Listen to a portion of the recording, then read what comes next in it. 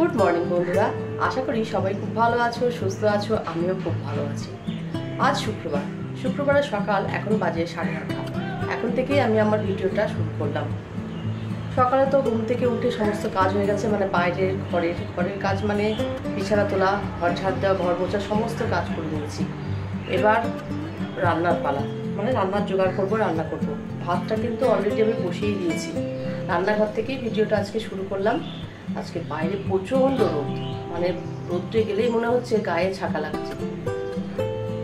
রোদ্রের তাপটা ভীষণ পরিমাণে।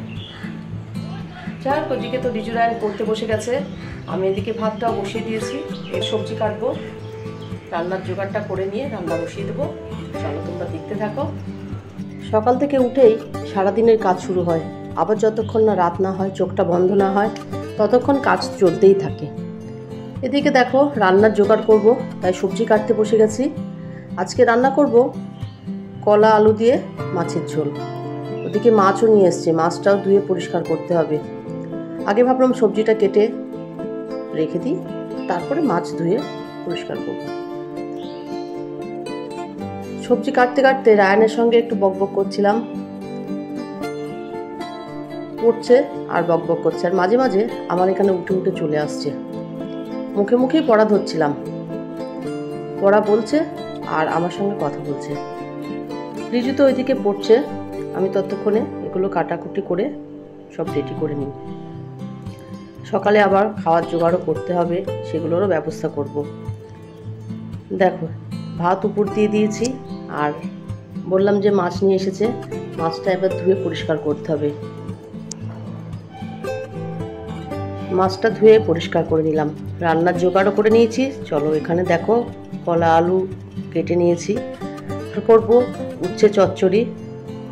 এদিকে পেঁয়াজ কাঁচা লঙ্কাও কাটা হয়ে গেছে, আর মাছে তো নুন হলুদ মাখিয়ে নিয়েছি, মশলাও করা হয়ে গেছে। এবার ঝটপট করে রান্না করব। উচ্ছেটা দেখো, উচ্ছে আলু পেঁয়াজ কাঁচা লঙ্কা সমস্ত মশলা একসঙ্গে দিয়ে হাত দিয়ে মেখে জল দিয়ে কিছুক্ষণ রেখে দেব, তারপরে এটা গ্যাসে বসিয়ে দেব, আস্তে আস্তে হতে থাকবে। এদিকে আমার রান্নাও শুরু হয়ে গেছে, মাছ ভাজছি, এদিকে একটু ডাল বসিয়েছি, আর এদিকে হচ্ছে উচ্ছে চচ্চড়িটা। গরমের সময় কোনো সবজি কিছু হোক না হোক, ডালটা আমাদের মাস্ট, ডালটা করতেই হবে। রান্নাবান্না তো শেষ করে নিয়েছি, টেবিলে সমস্ত কিছু খাবার নিয়ে চলে এসেছি। এবার চলো তোমাদেরকে দেখাই কি কি রান্না করলাম, রান্নার ফাইনাল লুকটা। ভাত তো আছেই, এখানে হচ্ছে ডাল, উচ্ছে চচ্চড়ি আর কলা আলু দিয়ে মাছের ঝোল। এই ছিল আজকে রান্না বান্না। এরপরে আর কোনো রকম ভিডিও করিনি।